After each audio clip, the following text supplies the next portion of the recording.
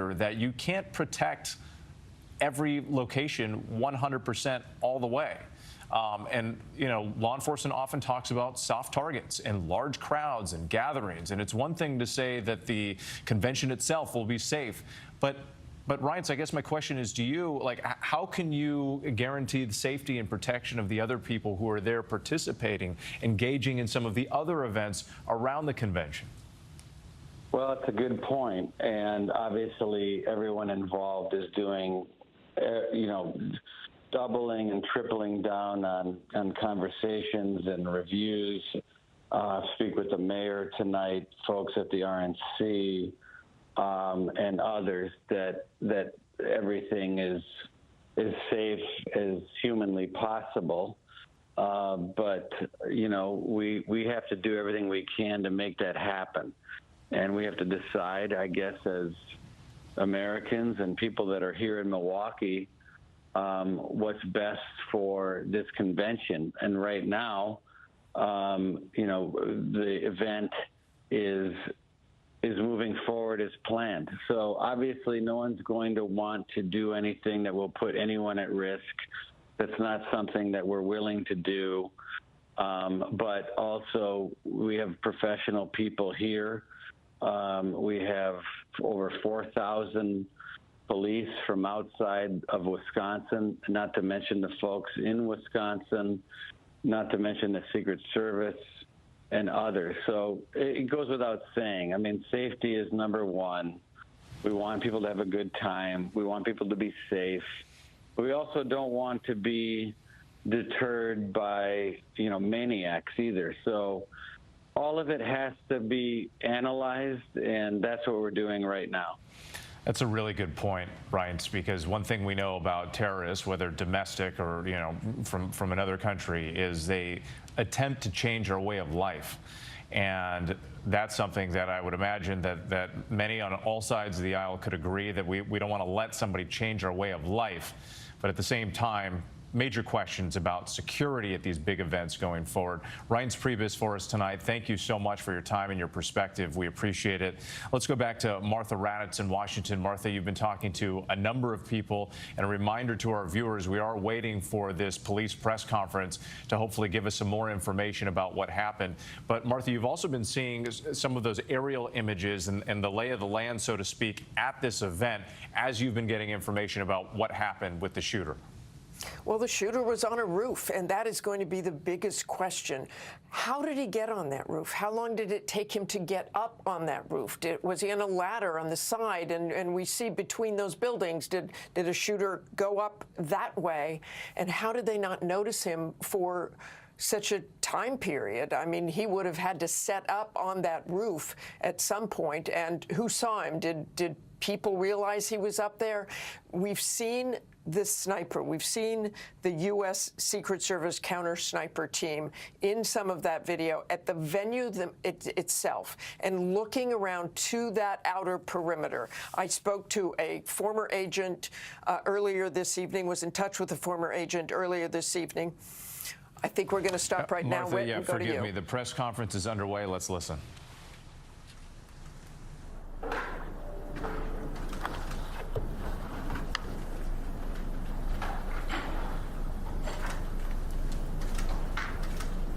And we're just watching this right now. We understand. Is everyone ready? Law enforcement getting set up, ready to deliver some remarks. All right.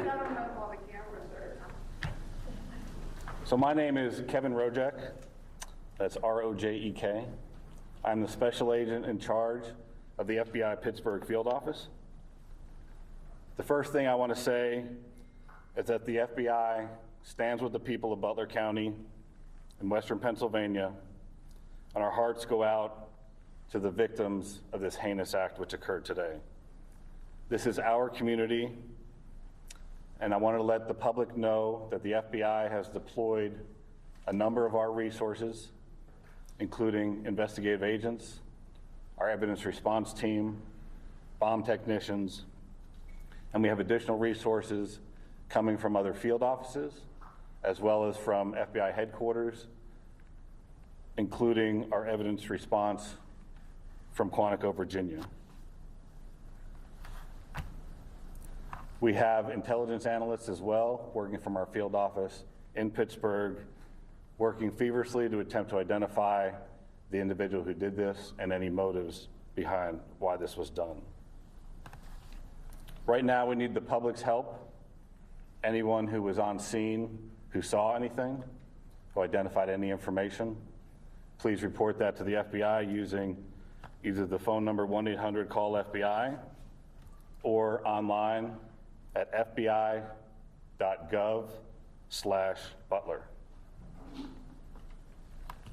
This evening we had what we're calling an assassination attempt against our former president, Donald Trump. It's still an active crime scene. As I mentioned, we have a number of agents on scene. We also are working closely with other federal agencies, our state partners, and our local police partners as well. Again, at this time, we are not prepared to identify who the shooter is. We are close to that identification, and as soon as we are 100% confident in who that individual is, we will share it with the press. With that being said, also, we do not currently have an identified motive, although our investigators are working tirelessly to attempt to identify what that motive was. At this time, I'm going to turn over the podium to Colonel Chris Paris from the Pennsylvania State Police. Thank you very much. My name is Colonel Chris Paris, P-A-R-I-S, Commissioner of Pennsylvania State Police.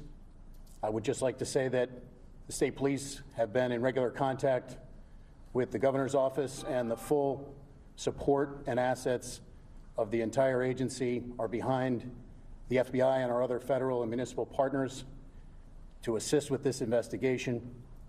The thoughts and prayers of the Pennsylvania State Police are likewise with the victims of this terrible act.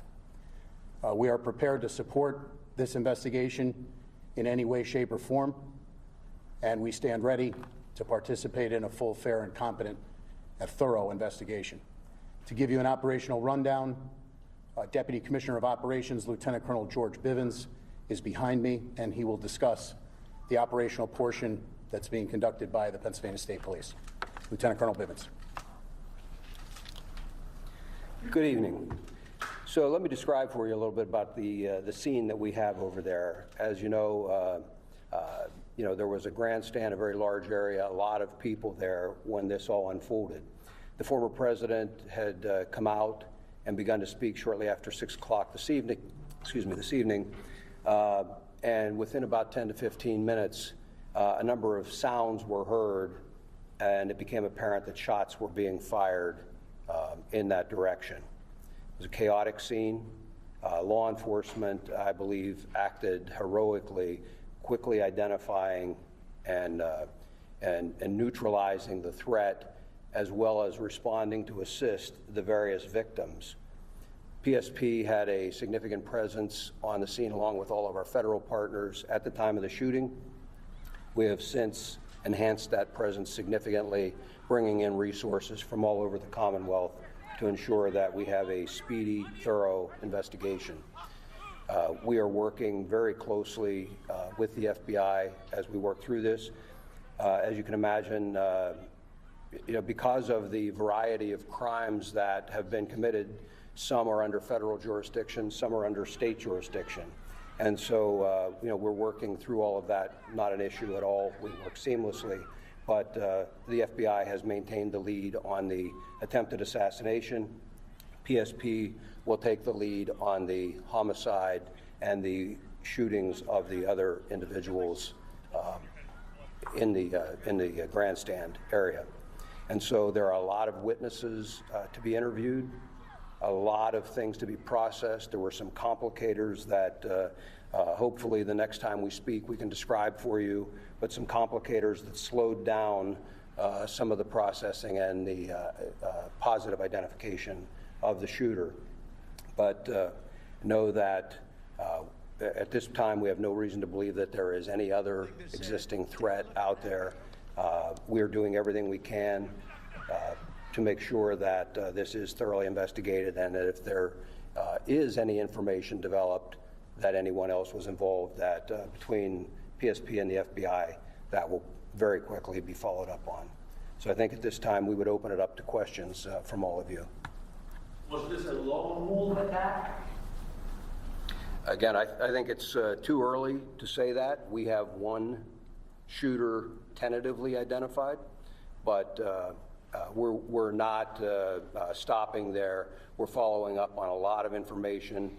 It will be some time until we can conclusively say or answer that question, I think. How long do you think that gun was hiding up there? I mean, we saw the snipers up there, as the crowd kind of mulling in and looked like they had a pretty good viewpoint to check everyone out. So how long could that guy have been out there? Again, that'll all be part of the investigation, but Can you come up to the mic?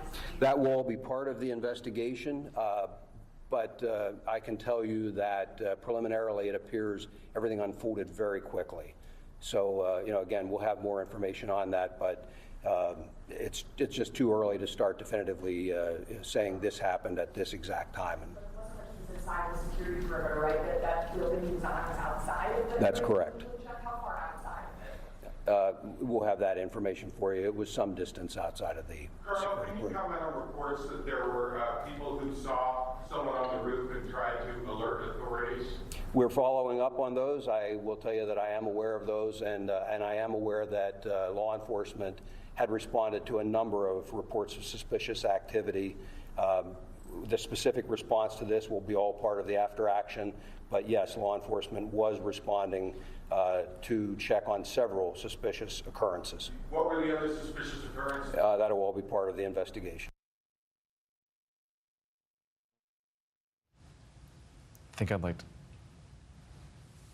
Butler County, Pennsylvania. Is there anything else? Did he have any affiliation with that company, do you know? So again, we're not prepared at this time to provide the identity.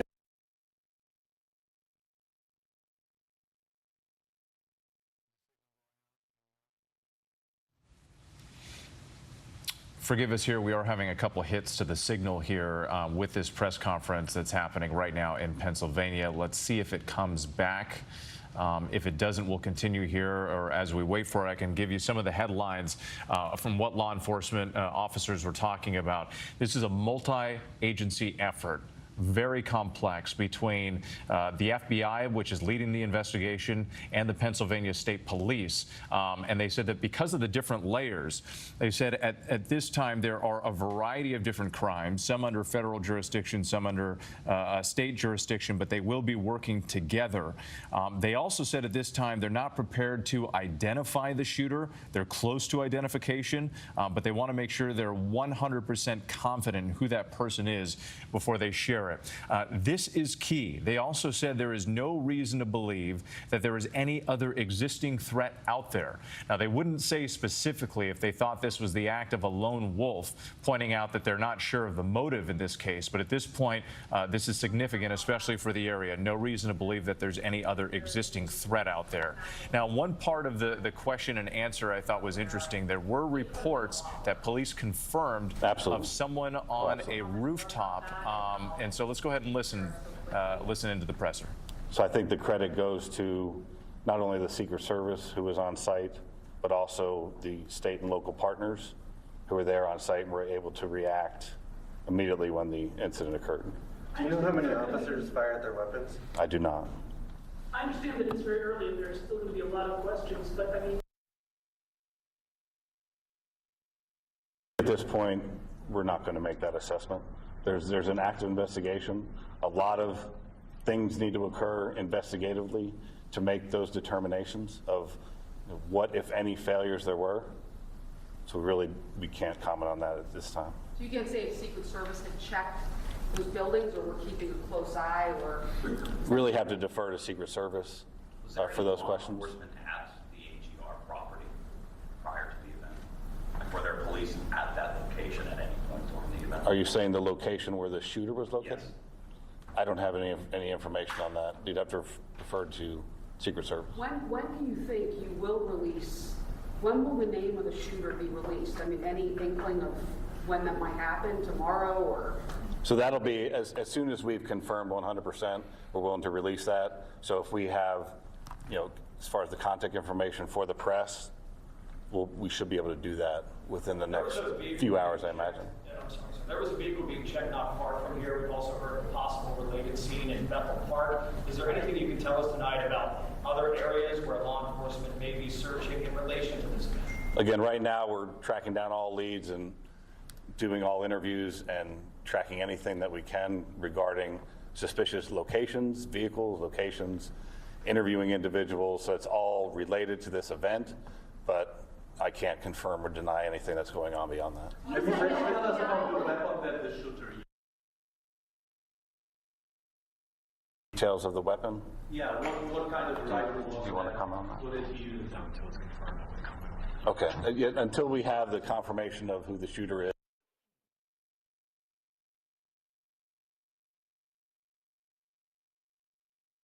Our viewers there, just again, we've had some issues with the signal here at the press conference. It is ongoing. Let's see if we can listen in. Or do you have reason to believe that there are bombs somewhere in Butler County? Can you just walk us through that? It's primarily standard procedure of any suspicious packages. In this case, there was identification of suspicious packages around where the shooter was, and so we deployed, in an abundance of caution, bomb assets to make sure that those were cleared for investigators to move safely in the area. We're still working on, it's still an active crime scene, so I'm not going to say that the scene is 100% clear at this time. Why are there any Secret Service agents here right now for this press conference? So Secret Service wasn't available for the press conference at this time. I understand what packages are you talking about? You're talking about packages, but the suspicious packages like what? You're a shooter. Really anything.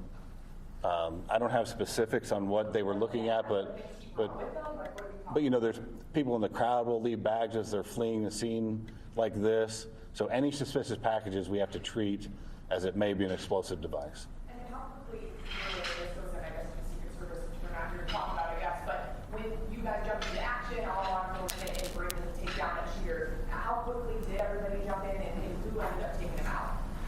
So it was immediate, and we're still trying to figure that out. So we'll wait till we have more definitive information regarding that investigatively. What about the person in the crowd? Do you have any information about how they were killed? My understanding was it was from the shooter, but again, those will be details that are released later. Do you search homes or apartments as a part of your method of identifying the individual? So if that's where the leads take us, absolutely. Was Donald Trump hit with a bullet? Do you know for sure, or was it potentially something else that could have? I don't have that specific information as far as the injuries to the former president. I understand you're not releasing the suspect's identification right now, but as you know it, is this person known to you guys? Is he somebody that you guys have been looking at through the threats he's possibly made online, et cetera, et cetera? Again, the information that we currently have, we're looking at that obviously very intently, and as we know that information, we'll release that as well.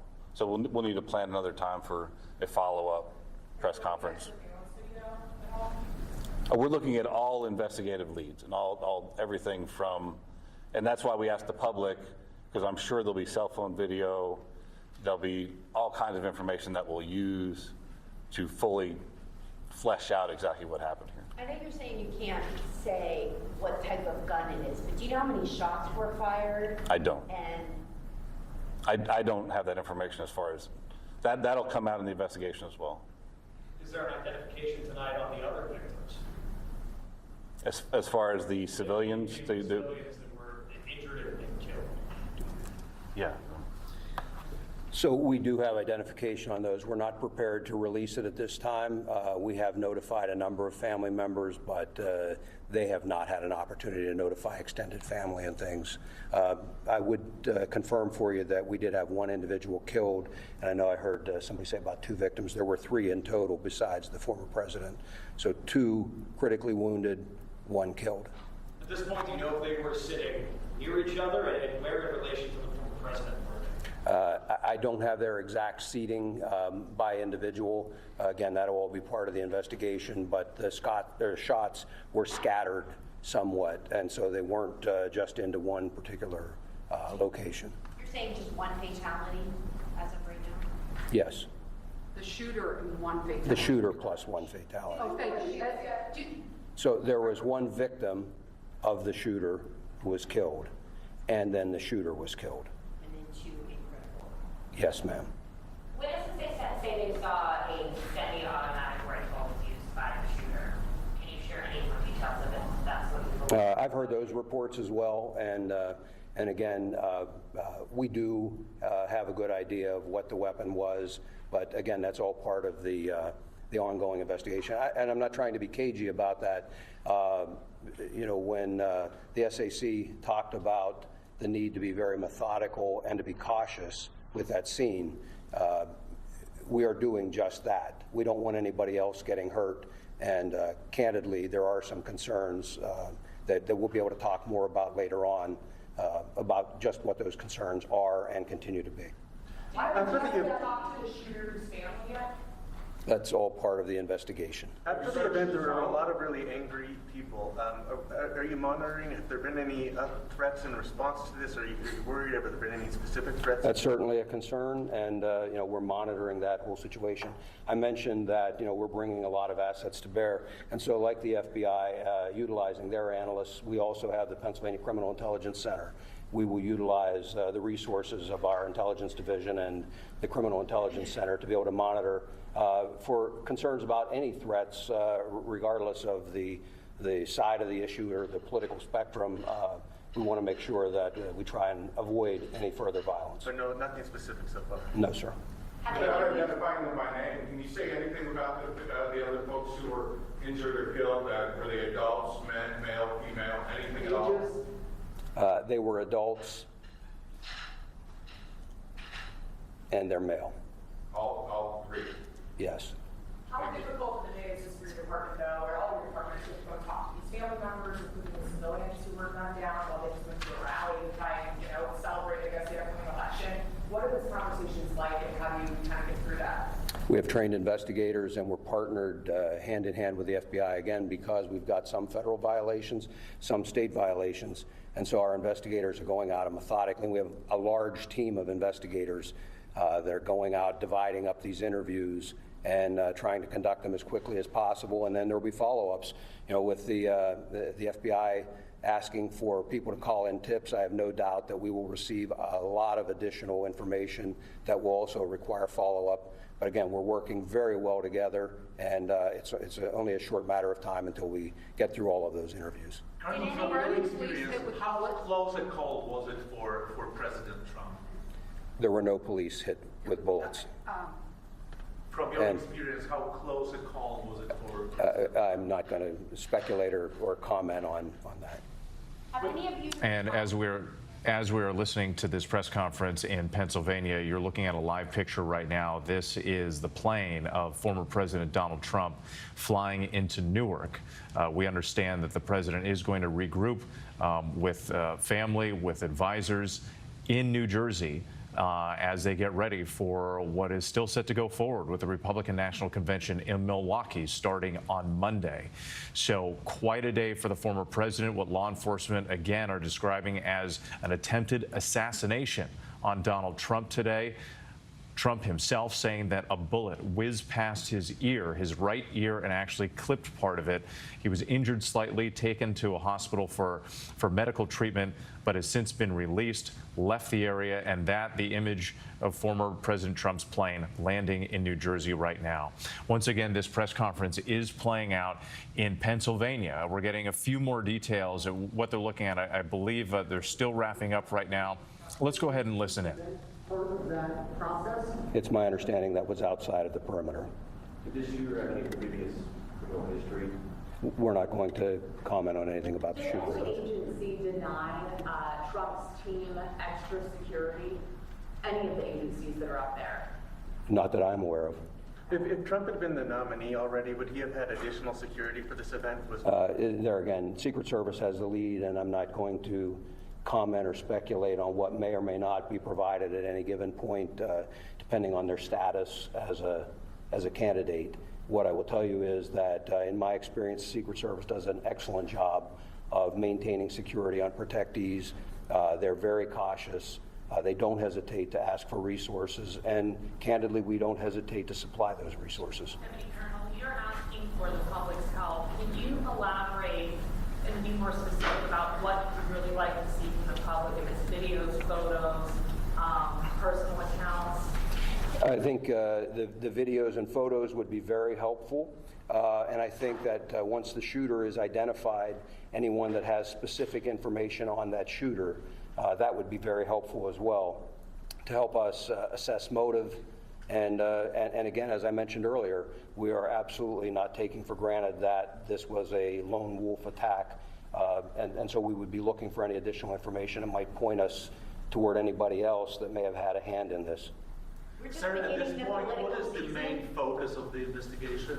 What's the most important thing for you right now, a few hours? Well, there's not any one single focus. I mean, certainly the immediate focus was life safety, getting the former president out of there, and to care, getting care to the other victims, and trying to secure the scene as quickly as possible. It shifted then from a life safety priority to then an investigative priority. And so I guess if I had to point to where we are right now, the single greatest priority would be to identifying a motive and whether there was anyone else involved. We're just beginning the political season. Are you guys concerned with all of these rallies that happen and how they're set up? Is this going to change maybe the venues? Again, I would refer you to the Secret Service in terms of what they work out with the campaigns. We will continue to supply resources, as I'm sure the FBI will, and local partners as well. And again, you're listening to this press conference with law enforcement in Pennsylvania, the state police, and the FBI speaking. But the image to the right of your screen is President Biden stepping off of Air Force One, arriving at, I believe it's at Andrews Air Force Base. At Andrews, this was just moments ago. We know that President Biden ended his trip. He was in Rehoboth, Delaware for the weekend. He ended his trip early to come back to Washington as all of this started playing out. I was just listening to see if we're going to go ahead and we're going to leave this press conference right now and go to Mary Bruce, our chief White House correspondent. Mary, a couple things that I just wanted to point out before we come to you as we're getting all of this information here. Once again, law enforcement saying that they are calling this an attempted assassination of former President Trump. I remember earlier tonight when President Biden was asked that question, he wasn't ready to go and confirm that, but now we're officially hearing it from officials. And once again, before I come to you, forgive me, I just want to point out, too, that they mentioned that one victim was killed, 2 critically wounded. All are adult males, and that the shots were scattered somewhat, so they couldn't identify specifically where these victims were in the crowd. But they are also highlighting the fact they do not believe that there is any other existing threat out there. They couldn't confirm whether this is a lone wolf or what the motive was or if others were involved in some way, but at this point they do not believe there's another threat out there. Mary Bruce, I would imagine the White House, President Biden's team will be on heightened alert, regardless of what law enforcement says tonight. Of course, I think that is natural to assume here. And the president, of course, has also been briefed on all of this. And as you noted, he did say earlier today that he had an opinion when asked if this was an assassination attempt. But at the time, he noted that he didn't have enough of the facts. Well, now, of course, they clearly have been able to ascertain that, yes, this was, in fact, an assassination attempt. The president, as you noted, is now back in Washington. He'll be back here at the White House shortly. His motorcade now making its way from Andrews Air Force Base back here to the White House so the president can continue to monitor all of the developments as they continue to try and answer all of those remaining questions here. The president will, as we have been saying, get another briefing tomorrow morning. He'll be meeting with his Homeland Security team and law enforcement officials as they continue to try and unpack all of this. The public message from the president so far has been that this is a time for unity, saying that there's no place in America for this kind of violence. He has called this sick. He has said we cannot be like this. We cannot allow for this to happen. That is the message coming from the president. And I suspect that will continue to be the message in the coming days. The message coming from Joe Biden, the candidate, has been that they are pausing all of their public communications, as we've been saying. They're pulling down all of their ads, trying to make the point that this is not a time for politics. Of course, we have seen a bit of a different message coming out of the Trump campaign. They have been leaning into this moment. We noted that they put out that fundraising appeal off of this, saying, the Trump team saying, I will never surrender. They're not after me. They're after you. I'm just standing in the way. All of this, of course, coming as we head into that critical next week at the RNC. Yeah, we're seeing the politics. We're seeing the campaign. We're also seeing law enforcement start the process of carrying out this investigation, just the beginning stages. Mary Bruce, thank you. I believe that we're going to go back. We just lost the signal to the presser, but just a couple of other things that I just wanted to highlight, because some things that we hadn't heard before. They did say that there were a number of reports that they heard from people, and the state police did confirm that they heard that people were trying to report suspicious activity prior to those shots being fired, and that there were reports of someone on a rooftop somewhere. Now, state police couldn't elaborate on exactly what those reports were, but they did say that that was something that they were looking into with this investigation. Let's go ahead and listen back in to that presser in progress. What the request is from the Secret Service. Just in their defense, what I would want to say is it is incredibly difficult to have a venue open to the public and to secure that against any possible threat, against a very determined attacker. That's a huge lift to try and do it. And, again, the investigation will really give us an opportunity to take a look at where any failures occurred and what can be done better in the future. Lieutenant Colonel Bivens, do you know when another briefing might be held? We don't have one scheduled, but I would tell you we will let you know and give you plenty of notice. Certainly, as soon as additional things develop that would be noteworthy or of interest to you, we'll get that scheduled and have another with you. Locally, what can residents, businesses expect to happen with the investigation over the next couple of days? What's going to be going on there? Well, again, the interviews will all be occurring, and so they may see law enforcement in their communities. People came from a wide area to come to this rally, I'm told. So, there's going to be law enforcement fanning out, and as additional calls, photos, videos come in, those additional interviews will result in law enforcement being out in the community conducting those interviews. But otherwise, they really shouldn't see any other significant impact in the community. Can you confirm whether it's a male or female, the homicide, the bystander who died? It's a male. A male? Yes. Now, I'm from a European outlet from Poland, and I'm already getting text messages from back home, and people are asking, how could this happen? What's going on in America? I know that is a philosophical question, but how could you talk to the people outside the United States about what happened here in Buffalo? Well, again, what I would say is a tragic incident that occurred.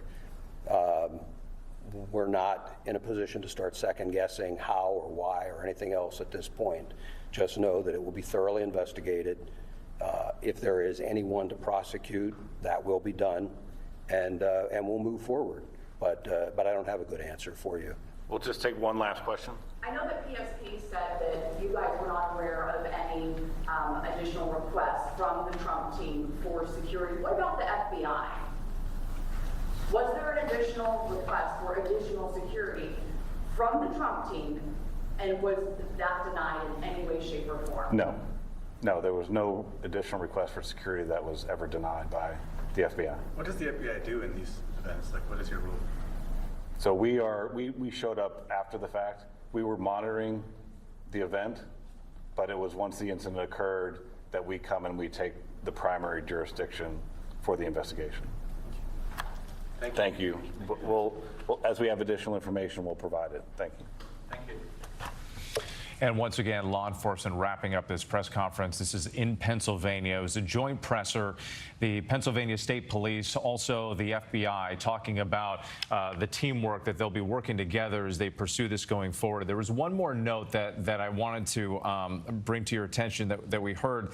They said that, and you see it written at the bottom of your screen there, that it's still an active crime scene there at the location in Butler, Pennsylvania, where the rally occurred and where the shooting played out. They also said that there were some suspicious packages in the area where the shooter was. Remember, the shooter was shot and killed by a counter sniper with the Secret Service.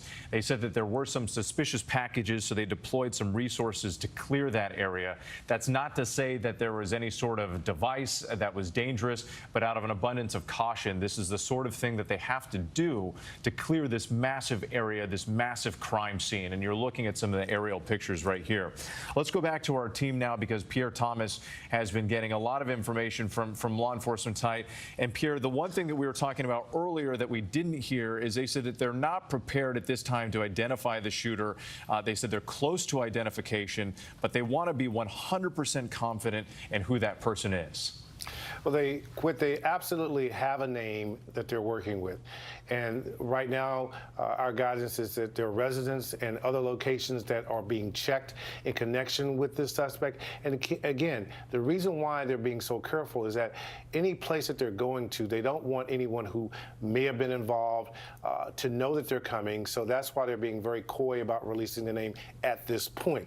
But to be clear, they have a name. They're working off it. They are very certain that they know who did this. The key now is to do this investigation to the point where they're comfortable enough to release the name to the public where they can get additional help. A massive amount of resources is being applied to this. The FBI has behavioral scientists who are going to help with this in terms of understanding the motive in connection with this case. They have an evidence response team that is being brought from Quantico. That is, according to my source, the best they have in terms of going over every scintilla of evidence and cataloging it.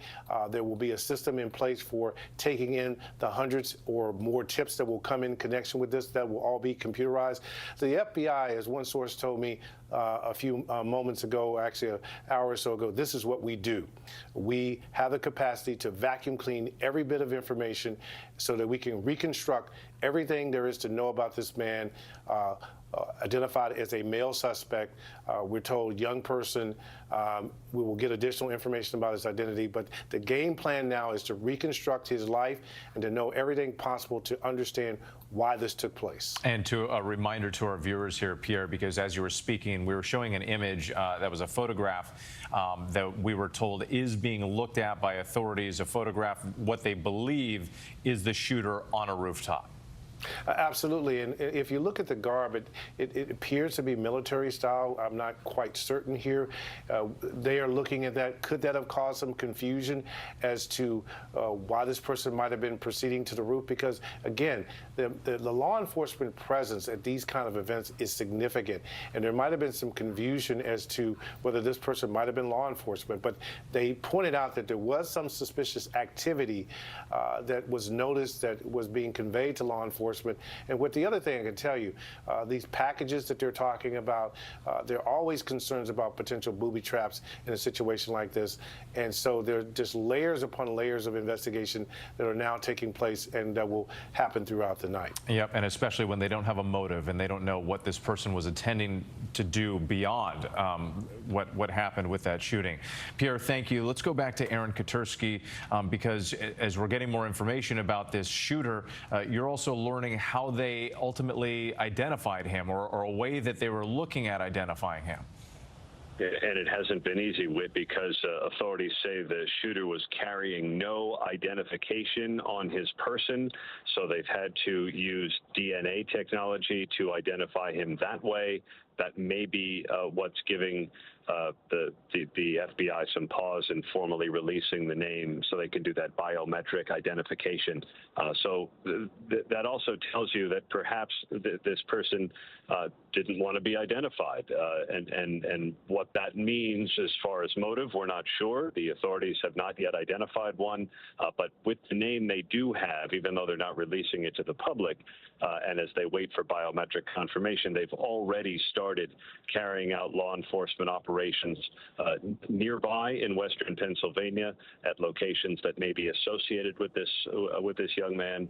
They've undoubtedly tried to scour his social media, if there is any, talk to people who knew him, relatives, friends, because they do want to, as you heard the authorities say, understand a possible motive here with.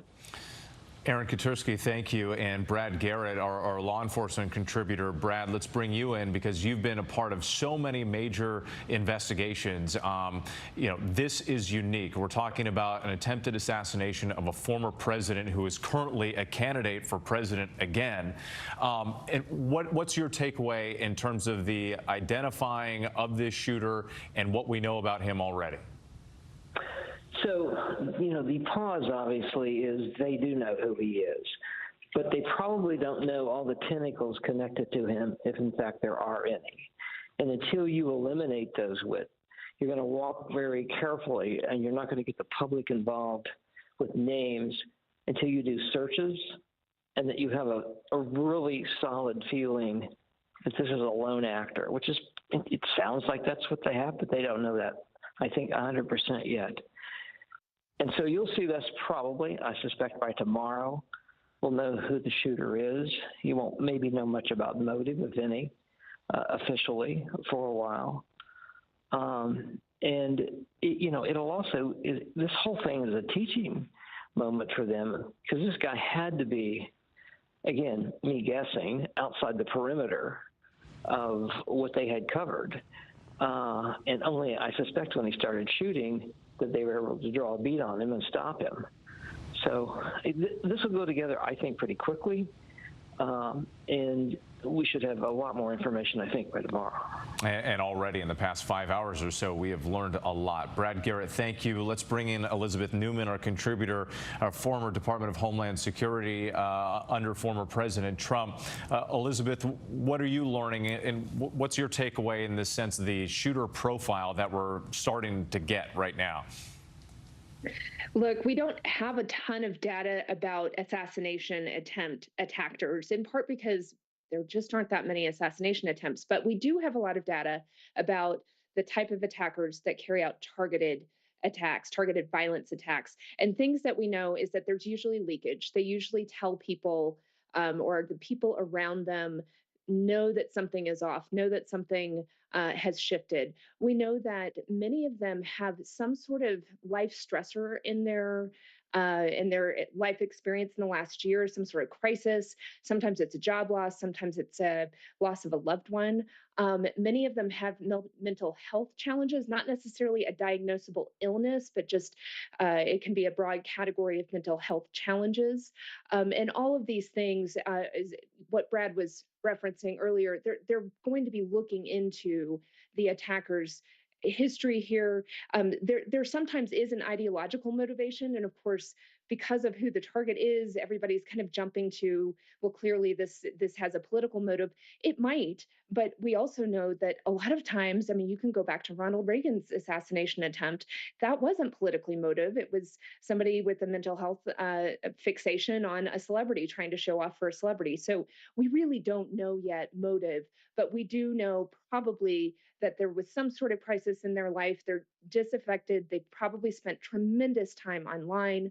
We know most people who carry out attacks now plan for them online. They watch videos, they get their tactics, and they get their inspiration from the online environment. So one of the things, this person is a lone attacker, it appears, but they're not a lone wolf.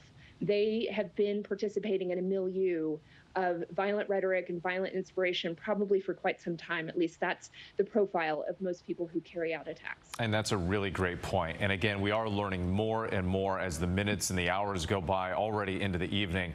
And the next 24 to 48 hours, it's likely to be very illuminating with more information. Elizabeth Newman, thank you so much. We cannot forget in all of this the people who were there, the witnesses and the victims.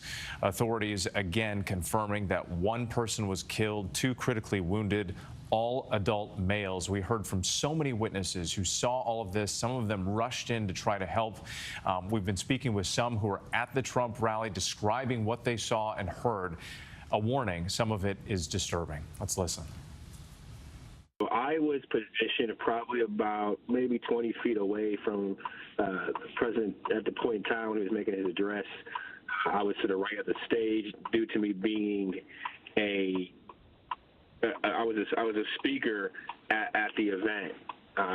So I did my speech earlier today during the pre-program, and I was a few feet from where this all occurred. We heard the shots, and I thought it was, first thought it was fireworks because, you know, people are on edge, and any kind of loud boom you hear, you're going to think gunshots immediately, especially because of the environment of what was going on. And I turned around, and someone yelled medic, and I looked, and there was no way a medic could have got to that person in time, so I left my seat, took my tie off, I jumped over the barrier, and I ran to the individual. But when I got there, it was too late. The person was bleeding out through their head. And like I said, once again, respects to the family because this is a very tough time. But they were shot, and I tried to, you know, block the wound. I held a towel against it.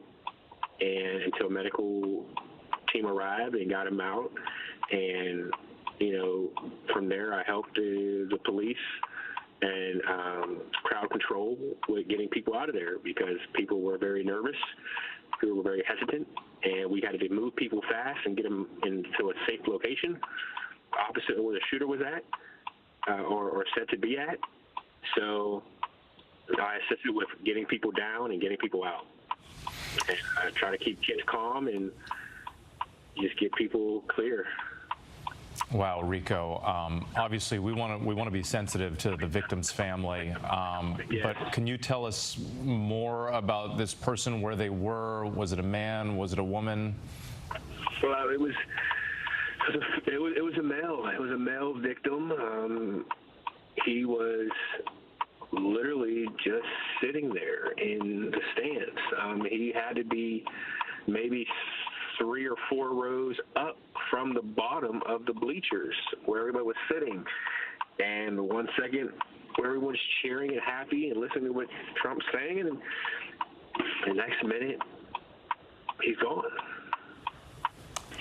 Rico, did you have any training in this sort of like first aid? I mean, this is life-saving aid that you're describing here.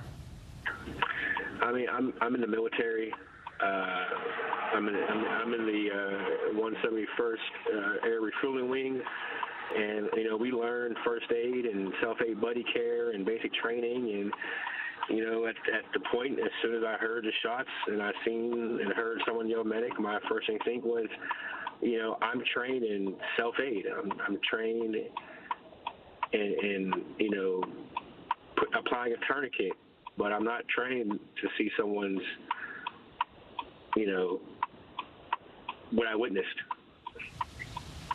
I mean, nobody can be trained for that, and we're getting the sense, Rico, not just from you, but from others. I think there's going to be some serious time, some healing that's going to need to take place for the people who were there and saw all of this, and especially for you to see everything up close. And you got the sense early on that that this person was lost?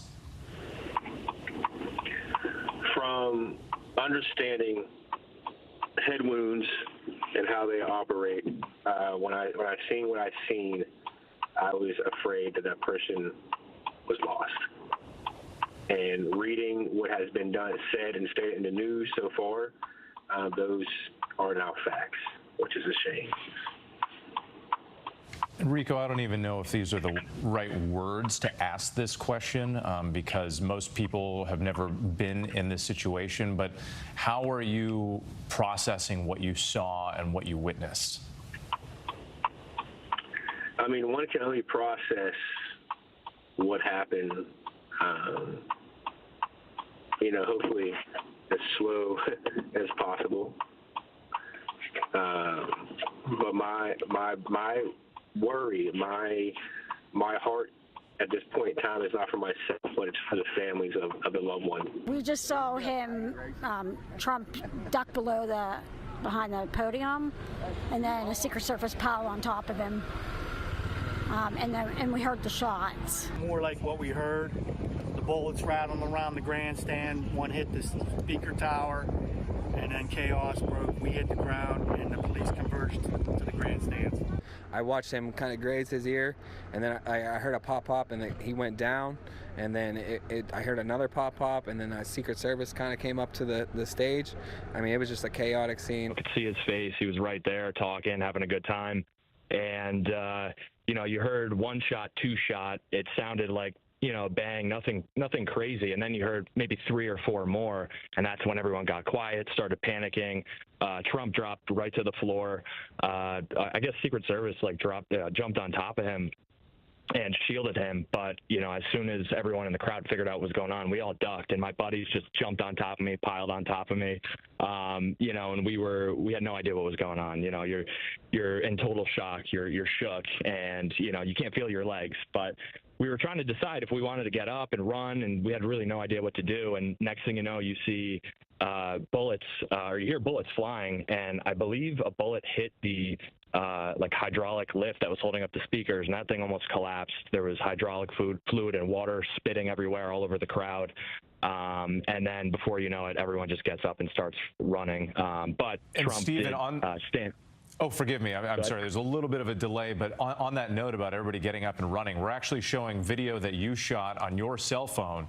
And this is the moment with people running out of the venue. Describe what that was like, and when were you actually able to get out? It was pretty stressful. You know, I'm looking around trying to make sure all my buddies who came with me were with me. And, you know, it took probably a good 10 minutes to get out of there, to get out of the whole area. And, you know, before you know it, there's ATVs and UTVs flying and ambulances and all that kind of stuff. And we're trying to figure out how to get out of there and get home. But you know, we made it. And when we walked out to the road, they had, you know, police blocking everything off, and we actually found out where the building was that the shooter was shooting from. They had it all taped off. I guess it was like an agricultural warehouse, something like that. So, you know, it was pretty scary. It's like you're in the movies. Stephen, forgive me again. I'm sorry. There's a little bit of a delay with the connection, but did you say that you were able to see the building that the shooter was allegedly perched on top of here? You said it was taped off by law enforcement. What did it look like? It was like kind of like an airplane hangar, maybe, you know, like a warehouse for agricultural equipment, I guess. ARC, AGC, something like that on the side. But once we were out, maybe 30, 40 minutes after, you know, they were taping it off, investigating it. They had the dogs going and all that stuff. But you know, there was traffic jams everywhere. It was kind of hard to. How far away was that area from where the former president was standing? Maybe 300, 400 yards, maybe less, honestly. And Stephen, when you hear that people who were there in the crowd with you, other bystanders, at least one, maybe more, were killed, how does that make you feel? Honestly, still kind of numb to it. You know, it's hard to process all this. You know, your heart rate is through the roof. But you know, best wishes for their family, and you know, they were supporting the country that they love. And in the meantime, it's definitely sad, and you know, it's heartbreaking, honestly. And Stephen, we've been hearing from people on both sides of the aisle, Republicans, Democrats, you know, independent candidate, RFK Jr., and all with the same sentiment, condemning political violence, saying there's no place in this country for something like this. And I just wonder, from your perspective too, you're out there, you're exercising your right to support a candidate. You know, what message do you have for people out there? Because the country is at this political boiling point. There's so much division and anger and hatred right now from one side and the other. What would you like to tell people? You know, at the end of the day, whether you're on the left, the right, the center, or you don't believe in politics at all, we all still put our pants on in the morning. We all breathe the air and go to work, you know, and a lot of these issues, in 10 years, no one even thinks about them or cares about them. So we're all people at the end of the day, and you know, it's not worth taking someone's life over political beliefs or whatever. It's just senseless. Senseless indeed. All people at the end of the day, all Americans at the end of the day, trying to get through this tragedy. Let's get back to Mary Bruce at the White House, our chief White House correspondent. President Biden has arrived. Yeah, just moments ago with the president now back at the White House, of course, cutting short what was his plan to spend the weekend at his beach house at Rehoboth Beach, Delaware. Instead, he is now back monitoring all of this as it is unfolding. He has been continuously being briefed and updated on all of these developments and will continue to be so tomorrow morning. As we've been saying, he'll be briefed by his Homeland Security team, law enforcement officials. The president, we know, has spoken to Donald Trump, though we don't know much about what that conversation entailed. Of course, the president, earlier in the day said that he was sending his prayers to the president and to the other victims of this horrific attack. The president was shouted at by reporters asking for how that conversation went. He did not want to engage the press, instead just, ignoring them and walking up the stairs to Air Force One and back down. All of this has completely changed everything, about this race and this political moment. And the president, before you get to any of the politics, is simply going to have, a lot of the same questions that all of us have. And I do think it is interesting to remember that the president's events, the president's campaign events, they have a very similar security procedure, security process. So, there are a lot of questions that the president is going to have, as the president, as a candidate, about, how this could have happened and what lessons can be learned going forward. So first and foremost, he is reacting to this as the president, trying to get some of those answers here in the coming hours, Whit. Yeah, as you noted earlier, president first, candidate second. And everything is being recalibrated now. This is a pool video right now that we're also getting. This was President Biden, his motorcade pulling up to the White House. Remember, he was in Delaware earlier. He cut his weekend trip short to come back to help handle this crisis and respond to it. So the president flew from Delaware, he flew into Andrews and then picked up the motorcade, and then we saw the Beast and the other vehicles then taking him to the White House, and that is the video of the president's arrival. We also know, Mary Bruce, thank you. I want to go to New Jersey because we also have video of former President Trump, who flew into Newark earlier today. Then his motorcade picked him up there and took him to Bedminster. And joining us now on the phone is our investigative reporter John Santucci, who's been following along. And John, we're getting more response now from Trump's family and the Trump campaign, and a video that they're sending out. Yeah, this is a video that one of the aides that was traveling with Donald Trump back from New Jersey just posted. I know our control room is working to turn that around very quickly, so we'll bring that to our viewers as soon as we can. But again, I think this is all just remarkable. As we've been reporting for the last several hours, as you've been leading our coverage with, the Trump team has really been learning everything in real time. I can tell you that I have been speaking to members. John, forgive me, I'm interrupting you just for a moment here because I just want to make clear to our viewers what they're seeing right now. This is video, the first video that we have seen of former President Donald Trump since the shooting earlier today. This was released by a campaign official. This is him stepping off of the plane that he flew into Newark, New Jersey. Remember, Trump was swept off the stage by the Secret Service. He waves to the camera there. He was taken to the emergency vehicles, taken off to a hospital for treatment, and was told that he suffered a graze wound to his right ear. And these are the very first images that we're seeing of the former president walking down the steps off that plane since the shooting, the assassination attempt. John, sorry again to interrupt. I just wanted to point out what the viewers were seeing. But again, you have been in touch with the Trump family throughout the course of the day. Yeah, and with that image, I can tell you something that, at the end of the day, look, Donald Trump, we all know, right, is larger than life, if you will. But for his children, he is dad. And, I can tell you that none of the children were with him today in Pennsylvania. They were all scrambling to reach their father, to get an update. They were actively in touch with Secret Service. I spoke to his two eldest sons, Donald Trump Jr. and Eric Trump. They both were able to reach their father. Donald Trump Jr. telling me that when they spoke, his father was in good spirits, commented about how much blood was coming down his face moments after that happened. But again, as both boys observed to me with, their father is resilient. And I think to see Donald Trump, as we're showing our viewers on screen right now, to think hours earlier, that image that we have played over and over again of Donald Trump, with agents swarming him and pulling him into that motorcade. I can tell you from many aides and sources of mine that I have built in 10 years of covering Donald Trump for ABC News, many were horrified. Several of whom I've known for quite some time answered the phone when I was trying to find out what was going on in tears, crying themselves because of how special a relationship they have with Donald Trump. These people have worked for him for a decade, some even longer than that, sources of mine within the Trump organization, the president's company, trying to learn what was happening in real time. Now, look, as far as what we know with for tonight, our expectation, you mentioned to our viewers, is that Donald Trump right now is in that motorcade, leaving Newark, heading back to his club in Bedminster, New Jersey. We're expecting to spend the evening. Tomorrow is supposed to be, or was supposed to be, I think that's a more appropriate word, a quiet day ahead of the Republican National Convention.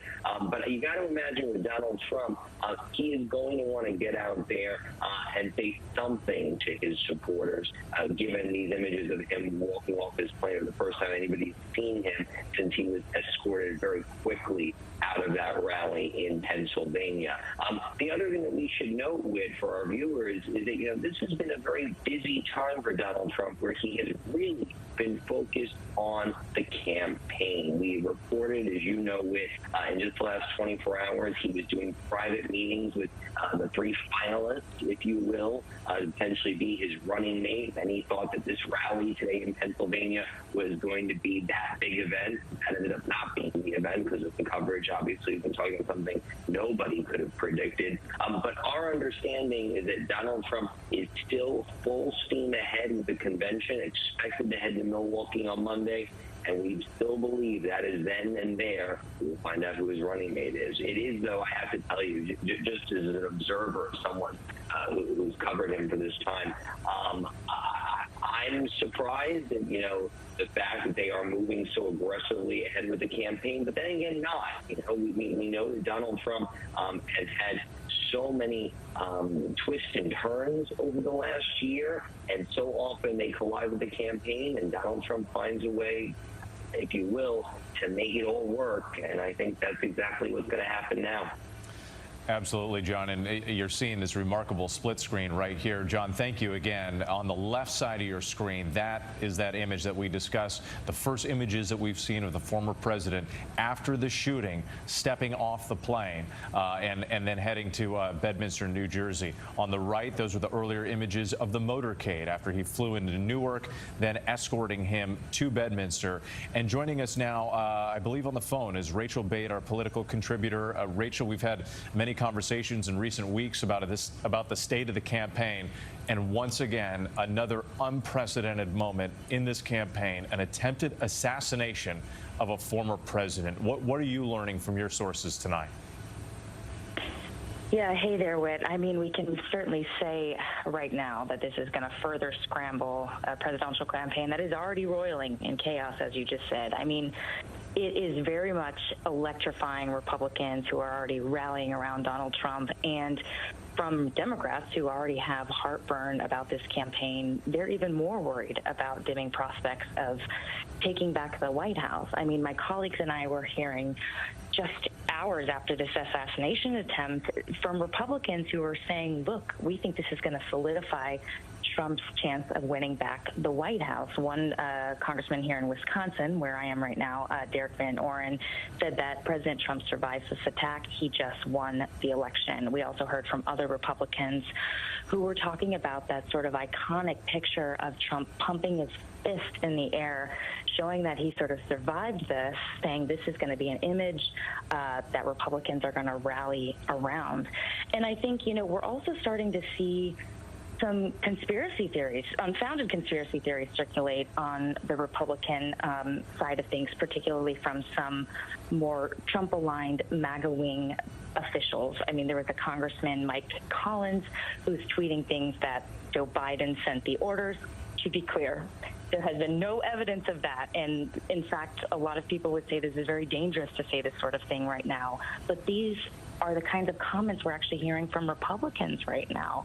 And it's particularly interesting because you have a lot of folks out there saying this should be a moment to take stock in where we are as a country and how heated the political rhetoric has gotten, and that this should be a chance to sort of take down the temperature of that conversation. I mean, independent candidate Robert F. Kennedy Jr. was on television today saying, you know, President Biden should invite Trump to jointly address the nation and make a commitment to bringing down the temperatures. Instead, what we're seeing is potentially some Republicans actually leaning into this to rev things up even more. It will be something to watch play out in the coming days, and a major moment of reflection for this country and who we are as Americans, and what this political campaign, this presidential campaign, is going to do and mean going forward. And on that note, let's bring back Mark Updegrove, a presidential historian who's been with us on this.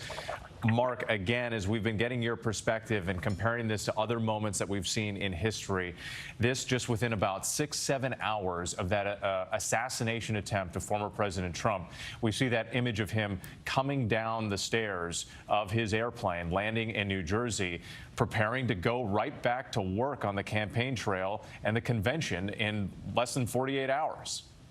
Yeah, it's remarkable, and it does show Donald Trump's resilience. Donald Trump always seems to get back up somehow, and that image of him getting off Air Force One, seemingly going back to the campaign trail, but also the image I think that will most endure from this day is the image that I believe Rachel referred to earlier of Donald Trump pumping his fist in defiance, blood streaming down his face from the gunshot wounds to his ear. I think that the flag waving above him, I think that is the image that Republicans will likely rally around. It's very much in keeping with the Trump brand of defiance.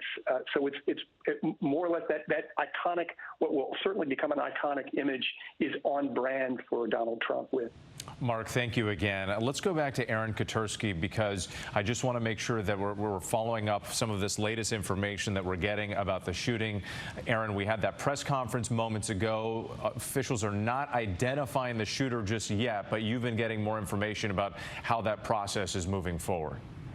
It's taking a little bit longer than usual because we're told the shooter was not carrying any identification on him. So they've had to use DNA and try to use biometrics to confirm the identity of the young man that they believe fired off 8 rounds from an AR-15 style rifle perched on a rooftop some 200 to 300 yards away.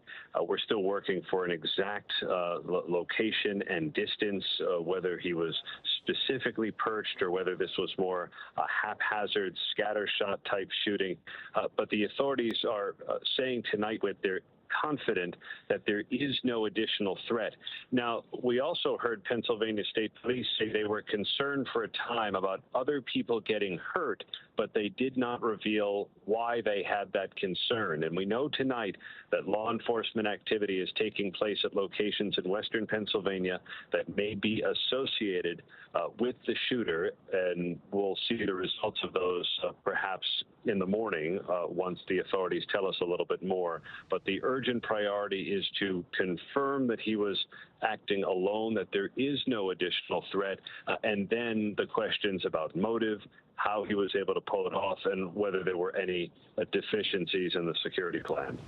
Aaron, thank you. And again, in all of this, we can't forget that a person died today, an innocent bystander who was there at this rally. One of 3 people shot by this gunman, the other 2 taken away to the hospital in critical condition. Law enforcement tell us that all of the victims are male adults.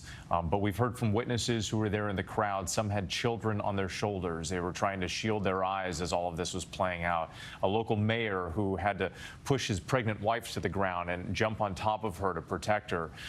So while the president, former President Trump, escaped with only minor injury, there are grieving families tonight in this country, in Pennsylvania, and there are so many thousands of others who were there in the moment at the rally who are going to have to work through this trauma in the coming days. Let's go back to Rick Klein in Milwaukee, the site of the Republican National Convention.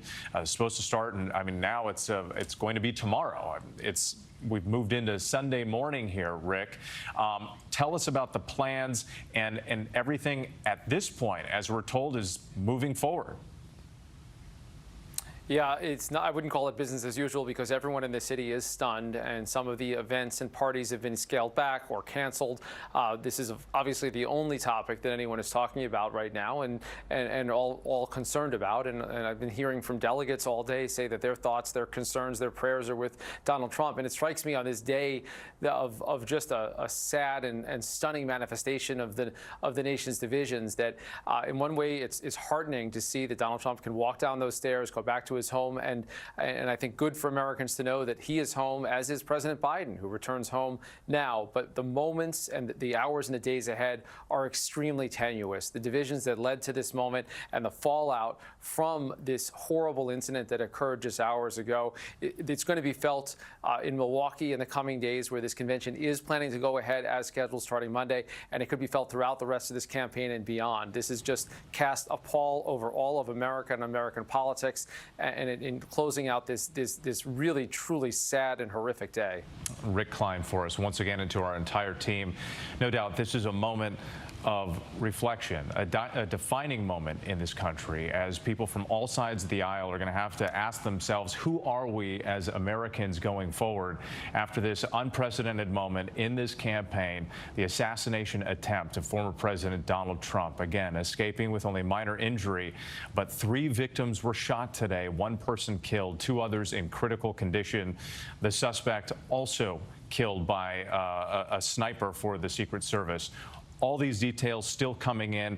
Developments have been coming in moment by moment, hour by hour. We expect to learn much more in the coming days. For now, I do want to thank you, and all of you have been with us throughout the course of the day, followed by these major developments that we've been tracking this evening.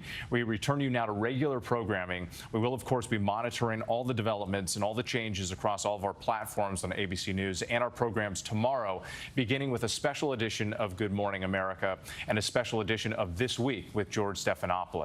We leave you now with this image here that we noted earlier, the American flag still illuminated, still flying above that stage at the side of the rally in Butler, Pennsylvania. For now, I'm Whit Johnson in New York. Have a great night. This has been a special report from ABC News.